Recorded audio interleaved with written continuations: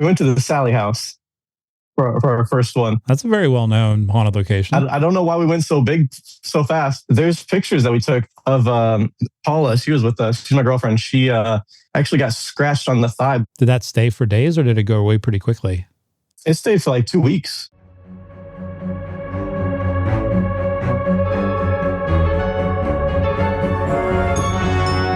All right, guys, this week on the Ghost City podcast, we're going to be doing something a little bit different. I know that you guys have become accustomed to us interviewing, seasoned ghost investigators that maybe you've seen on TV or Bigfoot experts or authors. This week, I got a magician, which is definitely a little different. But I think once we get into the conversation, you're going to see exactly why he's joining us for the podcast this week. And that magician actually has to be Chandler Maglish. So Chandler, welcome to the show. Ooh, thank you. I just wanted to start off with my quick magic trick. Just oh, I usually do this. Oh, shit. He did it. Where'd that come from? Oh, my goodness. Yeah, that's usually how I start the magic in the videos. So figured I'd do it here. So Chandler, where might people know you from? Yeah, they could have seen me anywhere. Like on TikTok, I blew up a little bit a few years ago for doing magic tricks, like I just showed you. And then over the last maybe 2 or 3 years, I've been doing a lot more content just online in general and switching away from actual magic shows. I've been doing more content, but I also still do the shows. So you could have seen me come to your town. I don't know. Maybe. And why are you on a podcast that talks primarily about ghosts and spooky things? That's a great question. A lot of people are probably confused. No, I'm really into the paranormal. We actually have a channel ourselves. It's Chandler's Haunts. We post YouTube videos like every week or every other week. And we just go to the spooky places, but I still try to incorporate some magic tricks and just different ways to communicate with the ghosts and get them kind of amped up, I've seen magic tricks in a ghost hunt one time, and it was kind of like 1 minute there wasn't shit in their pants, and then the next minute there was. And then and then I was like, abracadabra. Right. It was not my pants, by the way. I promise you, it was not my pants. Was it you? No, it was not my pants. That might have been the best magic trick I've ever seen at a ghost hunt. But I imagine that's not what you have in mind when you're talking about bringing magic into ghost shows. So let's go back to the beginning of your curiosity in ghosts and stuff. Before we started talking, you had mentioned that maybe your mom helped you develop an interest in the paranormal and ghosts and all this wonderful stuff. So how did that come about? Definitely. So I'm sure all the ticketed events and things to go with ghost hunters and just investigate a big building and things like that. Sure. That's pretty much what we did at some old I think it was a jail, a big prison type thing. And she took me there. I was 10 years old, and I was like, that sounds fun. Let's go. And then, because she's been into it forever. And so we used to watch the Ghost Hunter show, all that good stuff. And then we just kind of, over the years, just kept falling in love with it more and more. And then maybe 2 years ago, I think it was, is whenever I was watching YouTubers do it. And I was like, man, I already create a ton of content online and I love the paranormal. So why not just kind of incorporate it and make my own videos? So kind of went from there. So did anything happen on that ghost hunt? Yeah, actually, it was kind of crazy because we were in a women's prison, a women's cell area. And I had the EMF and then a recorder. And we actually got voices on the recorder and the EMF was actually going. But whenever anyone else held it, nothing. So I was like, oh, okay. What specifically happened in that prison? To be honest, I don't even remember anything about the prison. I just remember we were in that section and that's when stuff started happening. But you don't remember what happened? It's just that we got some EVP recordings and the EMF, but I have no idea other than that. I don't remember. But it was enough. It was enough to get you hooked. Yeah. Oh, yeah. It actually is very addictive. It's almost like, I don't want to say it's like a drug, but it's like, once you go once or twice and you get that first really good EVP where it's like, holy crap, that actually said, whatever, my name. If you get anything, you're like, yeah, you get hooked. That's how I think most people who get into ghost hunting, that's kind of how they start is, they've had, a little bit of an interest and they finally, get enough nerve to, I'm going to give this a shot. And then that first thing happens and all of a sudden they're buying ghost hunting gear and they're trying to line up that next event. It really, actually, we were talking to Gina Block a couple of weeks ago, right? And she said something very similar where she's like, once that starts happening, it's hard to quit. You always want to keep going back and getting that next piece of evidence. Right. And spending money you don't have. It's great. Yeah, that's very true. This is not a cheap hobby all the time. No, so I found out. So before you kind of came full circle, you obviously are known as a magician. How do you get into that? Yeah, man, the magic stuff's like a crazy story. I just started doing that in kindergarten, and then from there I just did it through like all the way through high school. And then I was like, man, I don't really want to go to college. I'd rather be a magician. Which parents would usually say, are you kidding me? But my parents were super supportive and kind of pushed me to do it. So I just continued doing that, and then eventually I started opening up for like musicians and stuff on stage every once in a while. And I performed with like Snoop Dogg, Andy Grammer, AJR, people like that. And then I was like, man, I'm popping right now. And then all of a sudden COVID hit, and then it started to fall apart because stage stuff wasn't a thing, So you perform with Snoop Dogg? Yeah. I showed him a couple tricks and things. It was pretty cool. So I actually met Snoop Dogg in an airport. Oh. I was on my way to basic training. I was 17 years old, and him and his entourage were actually in the Pittsburgh airport. And I'm like, believe it or not, I know I'm acting like I'm a super talkative, jovial guy. I'm really not. I'm miserable, grumpy, and an introvert. So, everybody I was with went up and tried to say hi and everything. And I guess maybe because we were all in uniform, he, took a couple pictures, but I was like that shy guy in the back. I'm like, I'm not asking him for anything, but, he seemed cool and personable. But I'm glad that your parents didn't discourage you from becoming a magician. I do think a lot of parents nowadays, they kind of want to, pigeonhole their kids into something that they think that they should be. And, I'm willing to bet maybe growing up, your parents were probably not like, I think you should be a magician. So it's actually really cool that they allowed you to do that. My kids are actually excellent magicians. They make my money disappear all the time. Whoa, okay. They don't even, have a wand or anything. It's just like, poof, it's gone.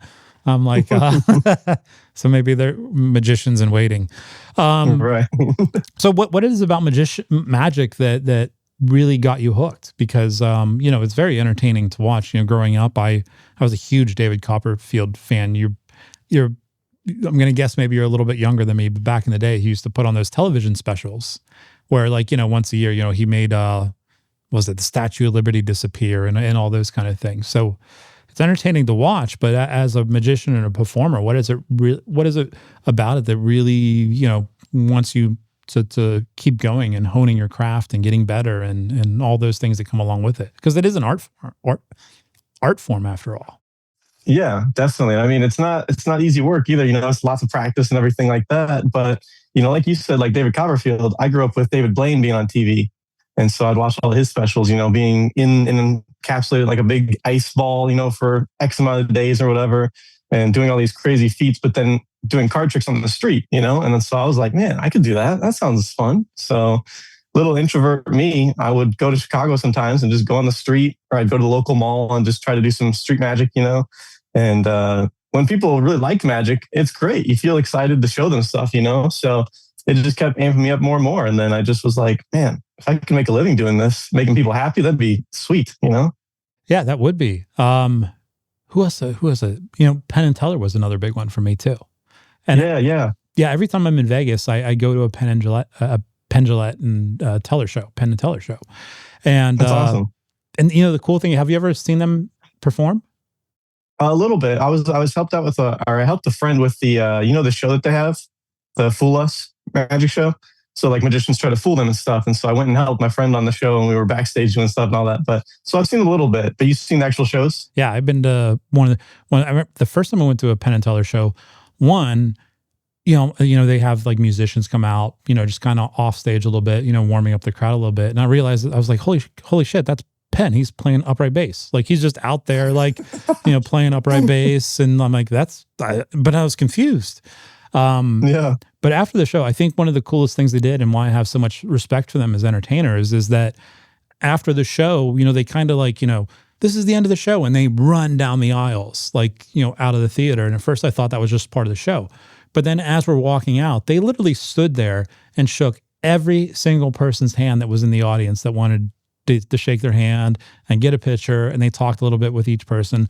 And I have an incredible amount of respect for them, because you don't see like the Grammys the other night, those pieces of shit, like they weren't fucking shaking people's hands as they walked out of the Grammys, but these guys actually took the time to do that. And I thought that was so cool. Right. Yeah. It's super cool. Yeah. I love when they like when magicians or just anybody does that, like just after the show, just hangs out. That's really cool. So what's your, I know one of the controversial ones for the last couple of years has always been that, what's his name? Criss Angel. Yeah. so, Yeah. so what are your thoughts on Criss Angel? I mean, at first, you're kind of like a standoff guy. You're like, I don't know. But I met him at like a magic convention, down in Vegas.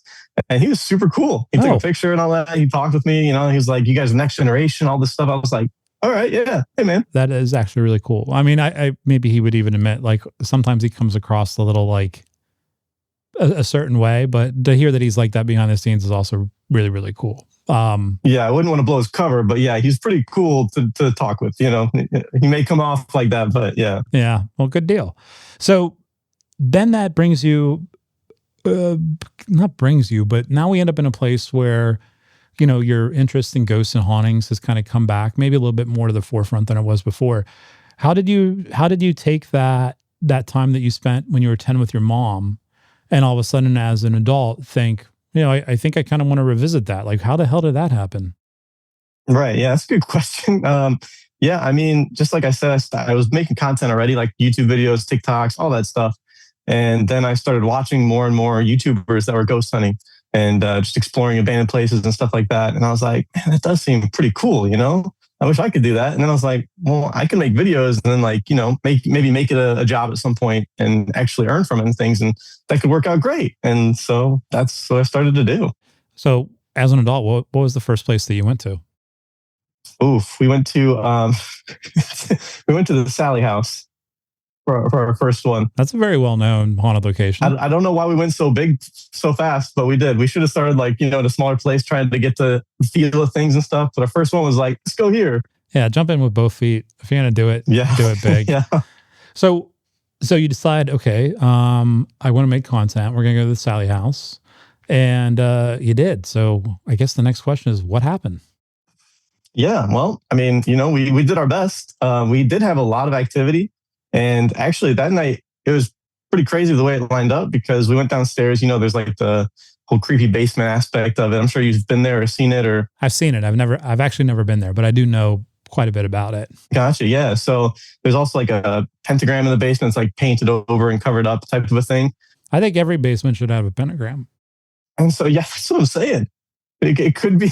Yeah. We were just down there doing some just an Estes, and I did like a alone challenge and stuff. But there's pictures that we took of Paula. She was with us. She's my girlfriend. She actually got scratched on the thigh, but it was like the weirdest scratch. It wasn't like, it was like in the skin. It's hard to explain without showing you pictures, but it looked like bruise and things, but it looked like 4 fingers. Now, when she was scratched, did that stay for days, or did it go away pretty quickly? It stayed for like 2 weeks. Really? Yeah, it was like an actual physical bruise, and like I can't explain it, because it looks like someone like took her nail and just, but it was like already healed, like it was like under the skin type of thing, not like healed, but almost like raised skin. Right? Yeah. Mm-hmm. Mm-hmm. And so that was pretty crazy. And then a lot of the stuff in the Estes lined up great, and so we were happy with that. We were like, yeah. Well, do you remember anything that it was saying, or any of the communication that came through? Yeah, actually, we're pretty sure that we talked to the doctor that's supposed to be there, that performed the surgery on little Sally, and he was not very happy that we were there. Which I mean, you were in his house. Yeah, you were trespassers. Yeah. They're like, you guys are noobs. What are you doing here? Get out of here. And all that didn't make you rethink your decision? Dude, maybe we shouldn't do this. I want crazy stuff to happen.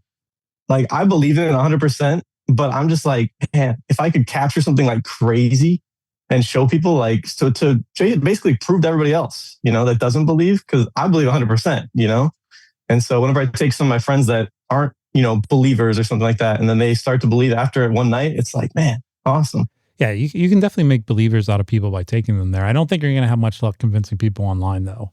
Yeah, it's tough. Especially, everything's AI now. Like, right. I mean, we've actually, as a company, we've had people send us things that are like, I caught this on a tour. And I look at it and I'm like, that's fucking AI. I know that's AI. Like, one, don't pick zombies. Like, no, I'm not. I refuse to believe that a zombie walked in front of our tour group and you were the only one to catch it on a camera. Like, that's totally AI. You liar. Oh my God. But yeah, and it's unfortunate that, I mean, I get, AI is great in a lot of ways, but I really do think, for people like in the paranormal community, or we talk about Bigfoot quite a bit. Like, that's another one where it doesn't matter what we do. Like, we're getting ready to go to Oregon to film a documentary. We're going to be there for a total of a month. And oh man, the idea of us going out there and capturing a Bigfoot on camera, while that would be very exciting, the chances of that happening are essentially zero. I mean, let's be honest. Like, even if you believe Bigfoot's a real animal, the chances of that happening are essentially zero. But what was really discouraging is if we, like, that 1 in a million chance we actually do it, everybody's going to say that's AI. And it's very discouraging. I'm like, I mean, yeah, that does suck. I didn't even think about that. Yeah, and I know there's ways to like show that it's not AI, but at that point I would just be like, like, fuck this, fucking idiots. Right. Is that why you guys are going out there to hunt for Bigfoot? Yeah. I mean, yes and no. Our goal is not to go out there and, find Bigfoot, but we did a podcast with a gentleman named Cliff Barrickman a couple of weeks ago, and he's one of the world's best Bigfoot researchers. And, he made a comment that, like, I really wish somebody with a big platform would approach this subject in a different manner. I'm not going to go into all the details, but, my thought process was, well, that's my thought process too. Like maybe we can, do something together, and without giving any, too many details away or anything, because we literally have not filmed a single frame of anything yet. Yeah, that's the plan, to go out there and not find Bigfoot, but to put doubt in people's minds. Those people who are like, this can't be real. Okay, so right. Like, can I introduce a little bit of doubt into your mind into this could be real? And I think if we do that along with the storylines that we're developing, it could be really interesting. And also, I think ghost content creators, I think that's the angle. I know for a person in your position, like, part of it is like that shock, right? Because that's what people click, right. for, right? Yeah. But just like a little bit of advice: don't try to prove anything's real. You're not going to. Mm-hmm. But if you take the approach of, we're going to go into these haunted locations, and it's going to be a great video, and yeah, some of it's going to be spooky and all this other stuff, but our goal is not to prove to you that this is real.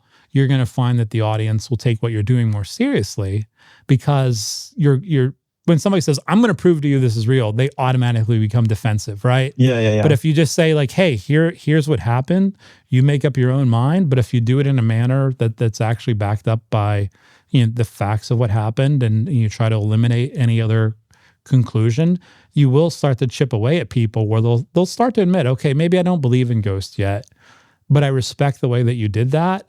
And you definitely made me think a lot. I think that, right, 100%. If you do that, you're going to be doing better than 95% of the people out there who just want to be like, a demon attacked me. That's what everybody's doing right now. So, right, my opinion.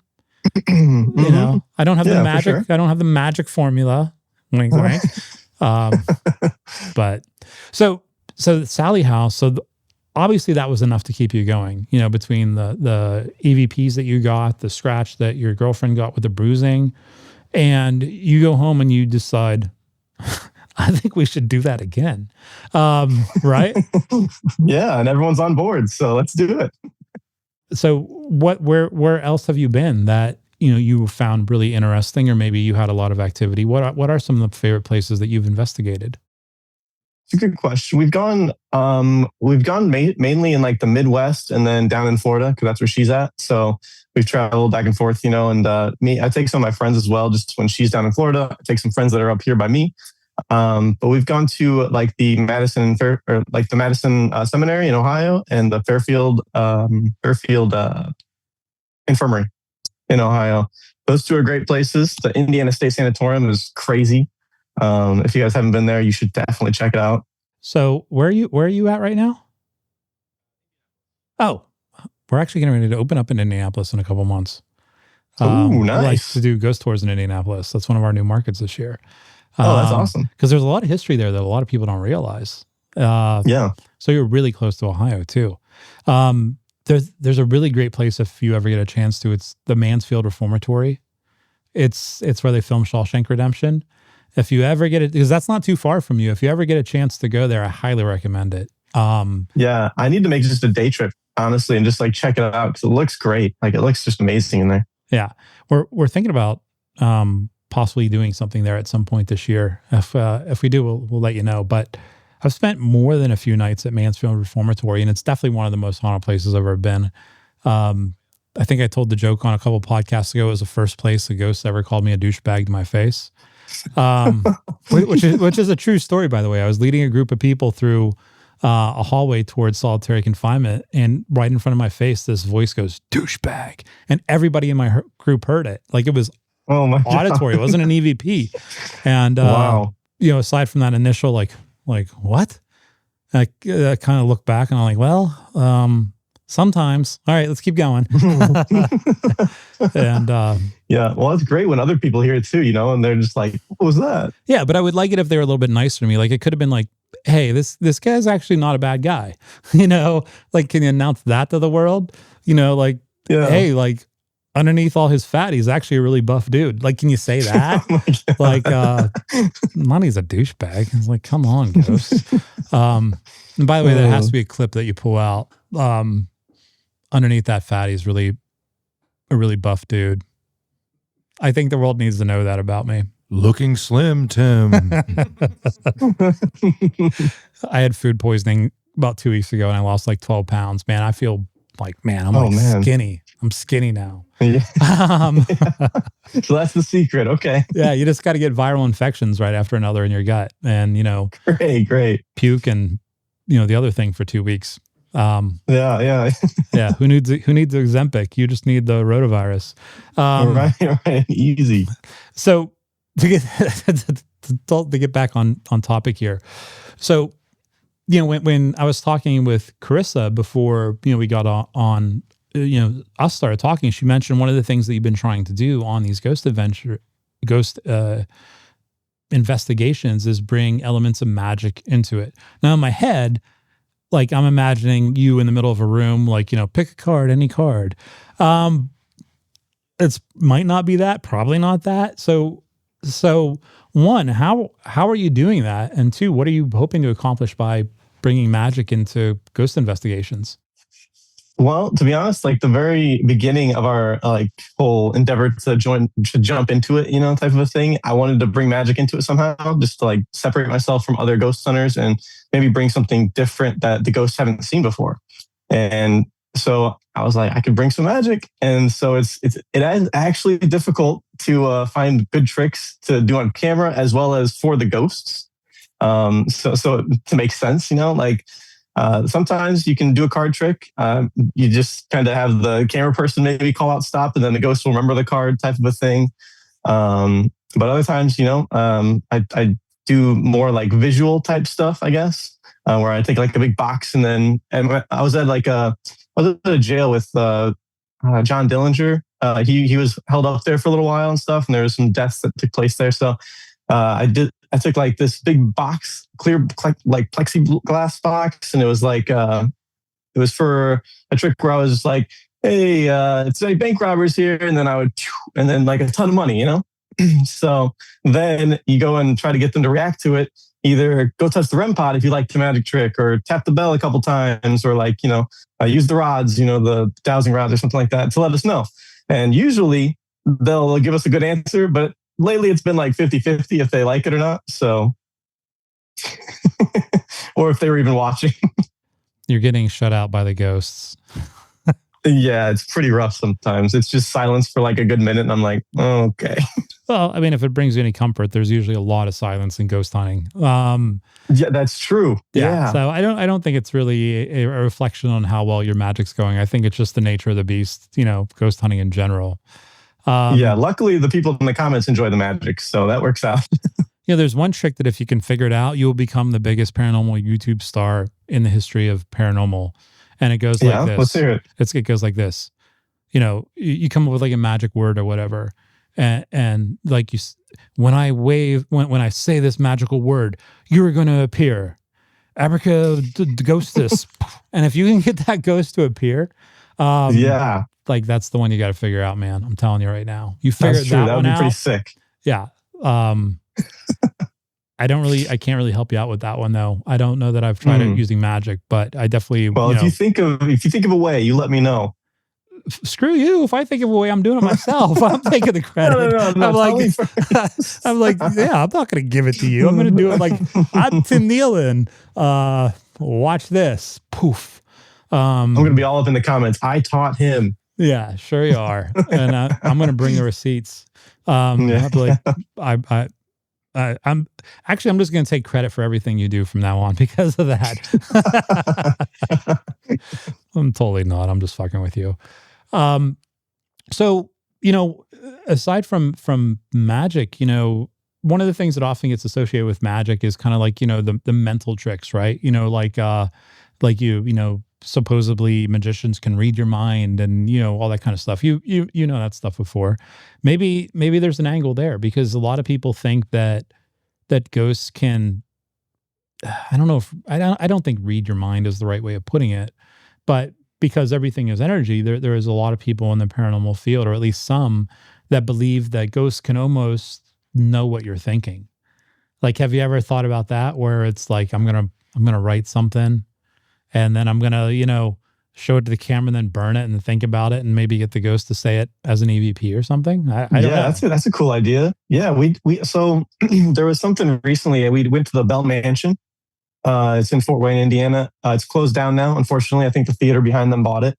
But we went there a couple months ago, and it's not exactly like that, but it's similar. So my friend Mikey, he was upstairs in like the embalming room, like 2 floors up. And then I was downstairs in the basement, and we both recorded ourselves doing our solo stuff, And so we were just doing fun stuff with the camera. And he was upstairs laying down on a table with like a blindfold and they're like noise amplifying headphones. They're called lucid headphones, so you can like hear more in the room. So he was just laying there kind of shouting out whatever he heard, like footsteps or whatever. And I was downstairs and I said, so if there's any spirits here, can you please go upstairs and tell this number to Mikey? And so I held up the number 3. I never said it out loud or anything. And so it's so crazy because around that time, he was also like, can you tell me what I'm thinking of? I'm thinking of a number from 1 to 10. And it was so weird that he said that because I said the number thing downstairs. And so he eventually said, I think I just heard 3. And then he, like 2 seconds later, he's like, you're wrong, but nice try or something like that. Little did he know. Later, I walked up there and I told him, and dude, he started crying. Like it was so emotional, like because he was like, there's no fucking way. Like how would they do that type of a thing, And I was like, I don't know. And are you still friends with this crying man? Oh yeah.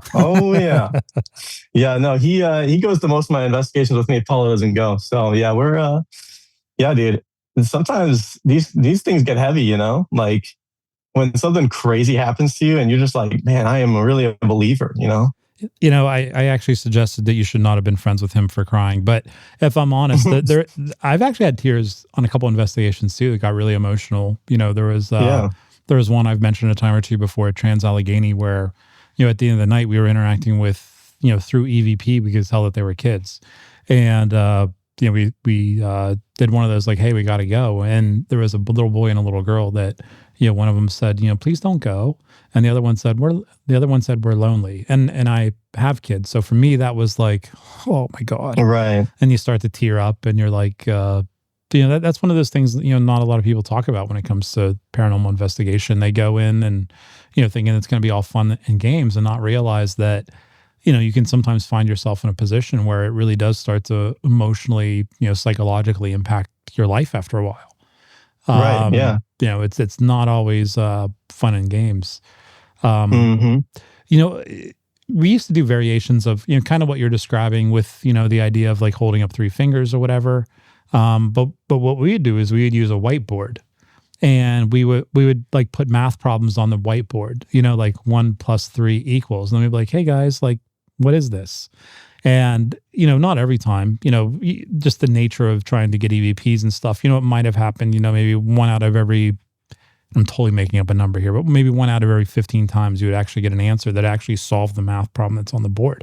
And in my mind, even in your situation, there's more implications than just possibly they communicated this number to my friend that was upstairs.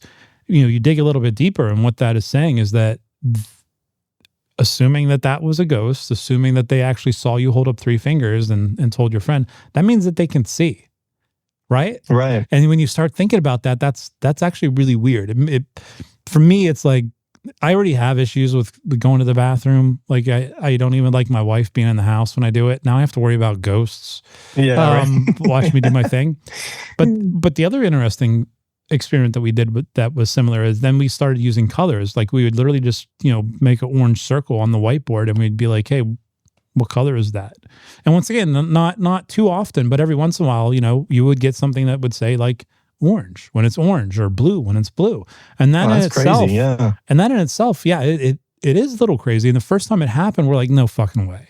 Like really? Like, because then all of a sudden it's not only can they see or something that resembles seeing, however they do it, but now they can see in color too. Like that whole thing's very bizarre. Then you just start really wondering, like, what are we dealing with here?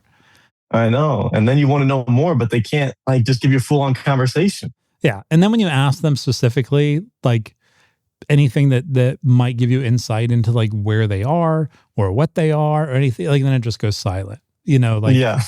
The number of times we've been on investigations and we'll say something like, okay, like, are you like in purgatory? Like, is there light around you? Like, is there tree? Like we get nothing every time. It's almost like there's some ghost rule where they're like, don't give the outsiders any information. Yeah, they just shut down until they have to wait until they die. Yeah.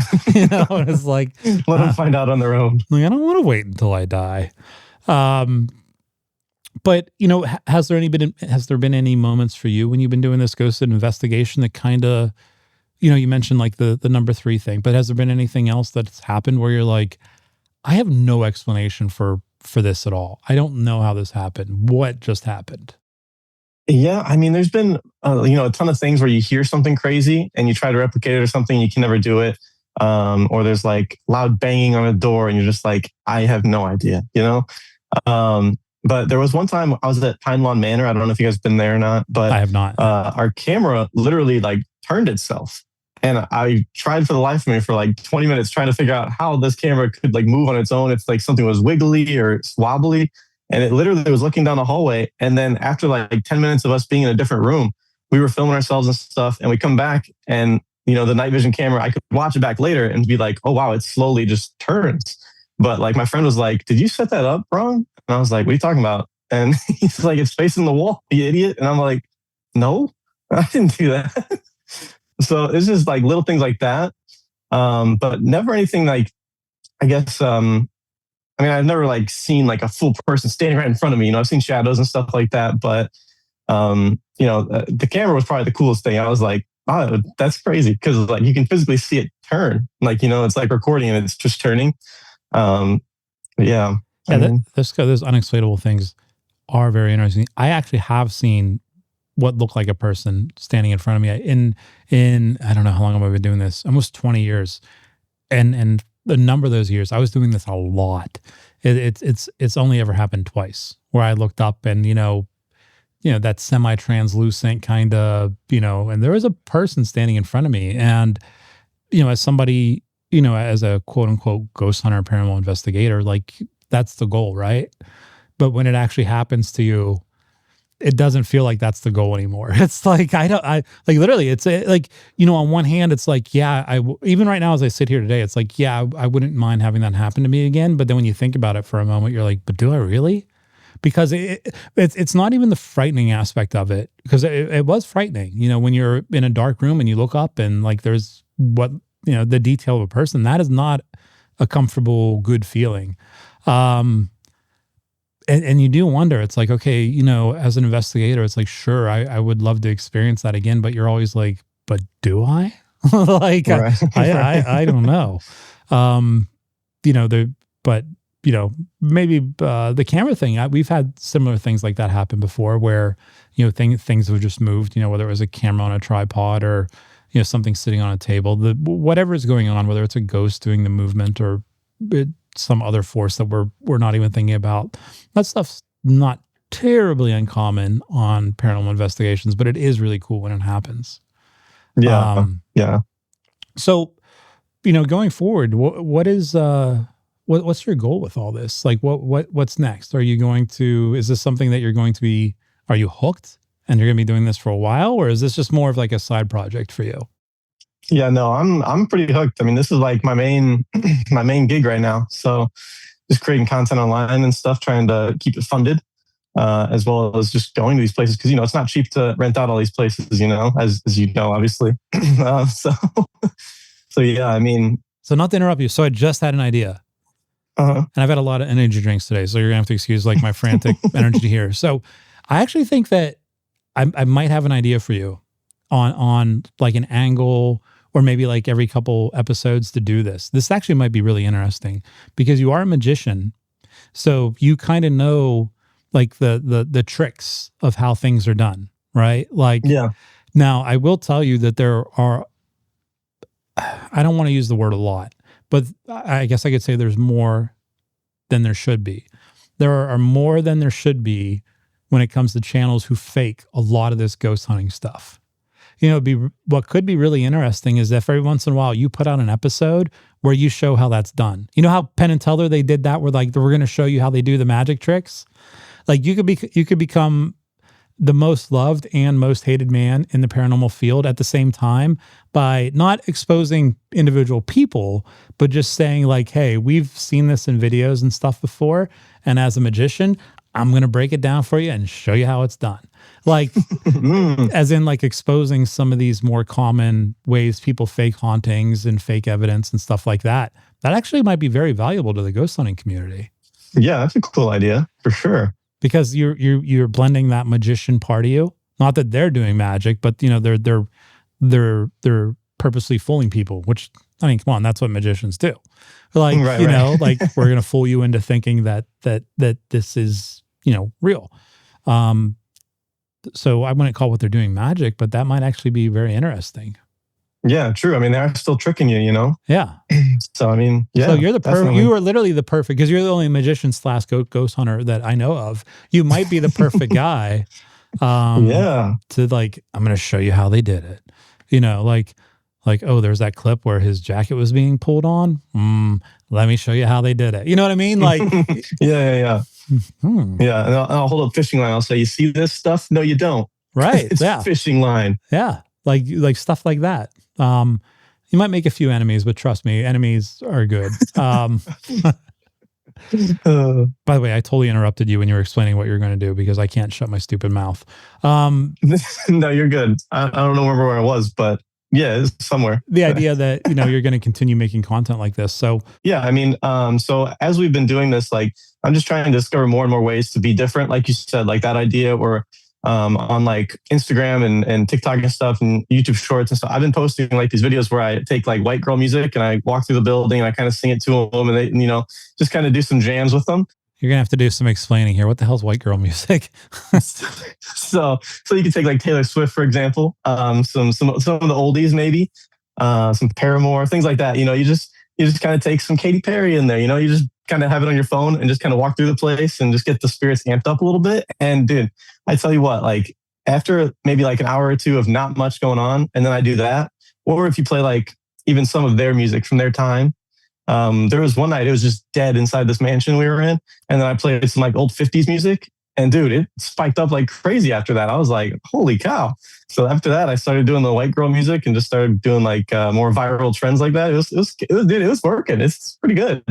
Yeah, Carissa mentioned to us that about the white girl music and that some people online have been outraged about it. Outraged? Yeah, so there's some other investigators that people aren't very happy, or yeah, they're not very happy with what they're doing because they're doing it a little more aggressively.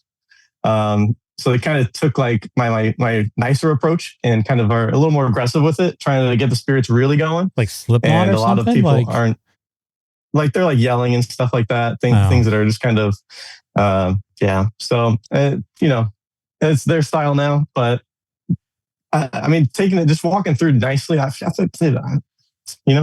never heard the music, or they're just like wanting to jam. Who knows? Yeah, they're like, oh my god, I'm so glad I died before Taylor Swift became a thing.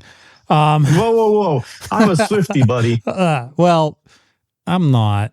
We'll change you. I'll tell you what, though. I actually have a lot of and my wife hates me when I say this, I actually have a lot of respect for Taylor Swift, like from a business perspective. You know, at the end of the day, like I'm like a business guy, and I can look at what she's done. You know, buying back her music. I mean, she's a fucking billionaire. Like, you know, she's obviously doing something right. And I will say, there is one song of hers that I like. It was from a long time ago. All I remember about it like said trouble over and over again. Like trouble. I don't know what it is, but I remember hearing it. I'm like, oh, I was like, that's kind of catchy. But then she had this new album. Wasn't she just talking about like, and this is one of the words I can't use anymore. But like, you know, parts we're gonna get demonetized. Don't do it. Yeah, like parts of her boyfriend or something. Like, and we can't say that word, but like I think maybe you know what I'm referring to. And she kind of took some flack. Yeah, there was one song where she's very much hinting at that. Yeah. Yeah, that's not if I had a little girl, I would not want her listening to that version of Taylor Swift. Yeah, she has some PG rated versions of it. So you know. Didn't she start out as a country singer? Like kind of like like I think so. Yeah, she's from Pennsylvania. I remember that. Yeah, so I don't know that you're really going to get me onto her music, but I will extend the olive branch of I actually do have a lot of respect for her as a business person, and I think I'll take it. And Katy Perry. Ugh. You know, like back in the day, I will say, I don't know if I should ever admit this out loud. So my kids really liked Katy Perry, like, I don't know, 12, 13 years ago. Mm-hmm. And I think it was either like a documentary or a movie in a theater where Katy Perry did something where it was like does anybody know what I'm talking about? Like maybe she did something. I'm certain there was something. So what I did is I feigned disgust. Like, oh my God, I'm doing this for my kids. By the time I was like, dude, she's kind of hot. Like, so I had to do this thing where I like pretended that I hated it, but at the same time I was like, that was like 13 years ago. You can't judge me. Like, you know, it was like, yeah, this isn't that bad actually. Yeah, it was not that bad, but like outside, I'm like, oh my God, I can't believe you kids listen to this stuff. Yeah, typical dad stuff. Yeah. Well, you know, I have not tried the white girl music approach, but I will say that, you know, we have used that old, you know, historical, maybe that's not the right word, but like appropriate time period music in our ghost hunts every now and then. And you're right, that does seem to stir up some activity, and I'm not sure why. You know, I don't know if it's just the act of playing music, or, you know, I don't want to try to give credit where credit is not due, but it could be a situation where they're like, oh, I recognize that song. You know what I mean? I don't really know the mechanism of why, but it does seem to work. Yeah, I mean, yeah, definitely. And I mean, the reason I started the whole white girl style music was because one, it's a jam, you know. So I was like, if people are going to watch these videos, you know, might as well give them something that they like too, and then see if the spirits actually like it too. I'll ask them afterwards, type of a thing. So it's just worked out for both sides, really. But like you said, the period stuff, like if you pick their right time period or something like that, sometimes they'll just go crazy in there. You know, they'll just really enjoy it. Well, I think that maybe like every once in a while, like throw in some Slipknot, throw in some, you know, Motionless in White or something like that, and you know, even if you know, even I've done some My Chemical Romance, you know, just yeah, even if it doesn't make the final cut, like, you know, that way, you know, you're experimenting because you're thinking Taylor Swift does great, but maybe if you put, you know, My Chemical Romance, you know, I'm not okay, like put that in there and just so you have something to contrast it with, you know. Right. True. Yeah. Maybe they like goth rock, or I don't know what My Chemical. Is that what My Chemical Romance is? Kind of like goth rock. I know who they are. Pop punk. Pop punk. Is that what they are? Yeah. I like them. There's that. Actually, they did a song called Ghost, and I actually really like that song. Like the music video was like maybe with them going off to war and dying or something. I don't remember. That was actually a really good song. I used to like them back in the day. Maybe you should play that one next. Maybe. I work too much, you know, part of the, you know, and, you know, I hope you don't ever find yourself in this trap. You know, I started this company because I have a deep curiosity about ghosts and what they are and everything. And, you know, then there's the business side of me as well. But as time has gone on and this company has grown, I mean, we're literally the largest tour company in the world. as the CEO of this company, I actually find myself with less and less time to do all that fun stuff anymore, because now I'm looking at spreadsheets and talking with lawyers and CPAs and, all that stuff that comes along with running a company. So, right. Yeah, that's true. Do you still get to do like host the events and stuff like that? Like the ghost tours and things? No, I don't do ghost tours. I would be a horrible tour guide. Like even right now, as we're talking, you're like, oh my God, this guy's horrible. But like, that's the tour guide I'd be. I'd just be self-deprecating and like, trying to make myself comfortable by making myself look bad. That's what I do. I have given 2 tours ever, and I think they went over okay. I actually got applause at the end of one of them, and I'm like, all right, well that's a good sign. Nice. But like right now, I don't think that I have it in me to be a tour guide. I don't like people. Well, that'll do it. Yeah. And and that's not totally okay. That's not totally fair. I like persons. And the reason I say I don't like people, it actually has nothing to do with the people. I am such a severe introvert that being in groups of people, or, having people pay attention to me or whatever, it's actually very exhausting for me. Right. I get you. That's why these podcasts kind of work, because it's almost like no pressure, and if I screw it up, those guys will just like, I'm like, hey, can you cut that part out where I totally made a fool of myself? But if right. But if, if I had to do, like be a magician, right? You were talking about you still perform and you go do these shows and stuff. I don't think I would actually cut my arm off, but there's a part of me that's like, like I would almost rather have to cut my arm off. Do it. Yeah, than have to get up in front of a group of people. It just makes me so nervous and so self-conscious. I don't think I'd be able to do that or give a tour. Yeah. But it's for the benefit of all, for the company, for our guests and everything. Here I am in my chair. So, I asked you what's next, right? Is there anything about this ghost hunting paranormal investigation that makes you think twice? Like maybe this isn't a good path to take? Honestly, no. What's next? I think we're just going to double down and go even harder this year, trying to do some more places, more videos out, and just exploring more, I'm going to a couple of conventions this year as well. Like I got a couple of them that just announced, the Maine Paranormal and Horror Con. And then there's a new one called the Coastal Haunts Paracon. It's down in Georgia. And then there's a couple more that are going to be announced soon, but those are in the Midwest. So, but yeah, we're just going to be doubling down this year, I think. Yeah, what I was referring to is after I did this for a number of years, I found that there actually was a psychological toll to pay, for surrounding yourself with ghosts and putting yourself in these situations, time and time again. At first, it really does start out all fun, but after a while, it starts to have more of an impact on you, than most people realize.